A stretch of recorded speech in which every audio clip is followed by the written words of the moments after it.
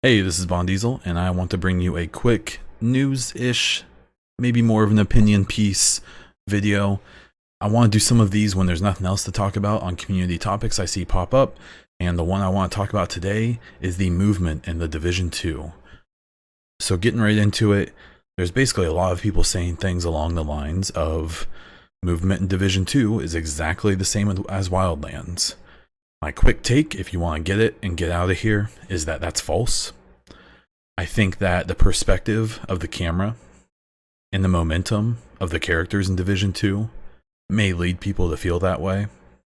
But from my experience with the demo of Division 2 at E3, that the player movement is much more snappy than Wildlands, much more responsive, much more clear, and the cover system is still the same as Division 1, at least in the demo. Maybe that will change, I highly doubt it.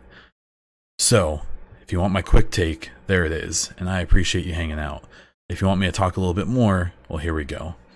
I'm seeing a lot of this talk right now, and I think that a part of it is just people being bored, people who maybe didn't play that much Wildlands, maybe didn't play that much or at all of Division 2 yet, who are maybe just have some anxiety, maybe they're trying to be a little provocative. You know, it's hard to tell what people's intentions are. But from my experience with the demo, and the demo is all we're talking about here, because I've seen some people talking, and it sure doesn't seem like they're talking about the demo. It sure seems like they're talking about the alpha, which they shouldn't be. It's not the same. A lot of the people I've seen commenting on it don't seem to like Wildlands, which is fine. I'm not a huge fan of it either. But I highly suspect they probably haven't played much of Wildlands. And I don't get it. It's a weird comparison because the cover system's completely different. The Division 2 and the demo definitely seem to give some weight to the characters to help prevent things like the chicken dance and things like that. But the actual movement, from what I remember, was very responsive, felt really good, really smooth. The vaulting and stuff like that you could do was really smooth, even smoother than the Division 1, which I think is pretty good, but kind of clunky, and significantly better than Wildlands. The vaulting in Wildlands is just jarring. It's extremely just awkward and very weird, and I did not get that feeling with Division 2. So, you know, obviously all of these questions will be answered when the beta comes out, hopefully around the end of the month, if not sooner. This also is just my opinion. If you disagree with me, if you have touched it and played it, and if you are talking to people about the alpha like you shouldn't be, maybe you just disagree with me, and I'm perfectly fine with that. That's cool.